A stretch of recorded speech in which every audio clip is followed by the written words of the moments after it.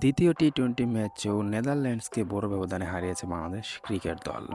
দ্বিতীয় টি-টোয়েন্টি ম্যাচে নেদারল্যান্ডকে ৯ উইকেটে হারিয়েছে তারা। এই ম্যাচ জয়ের ফলে বাংলাদেশ ২-০-তে অলরেডি সিরিজ জিতে গেছে। তো এখন প্রশ্ন হচ্ছে, বাংলাদেশের বলে যখন ৬ মারছিল নেদারল্যান্ডস, তখন খুশি হচ্ছিল সেখানে বাংলাদেশের দর্শকরা। কিন্তু কেন, চলুন জানা যাক। আপনারা কিন্তু জানেন যে প্রথম টি-টোয়েন্টি ম্যাচেও কিন্তু ভাই নেদারল্যান্ড সেভাবে পারফরমেন্স করতে পারেনি, মাত্র ১৩৬ রান তারা করেছিল। সেটা কিন্তু হেসে খেলে বাংলাদেশ জিতে যায়।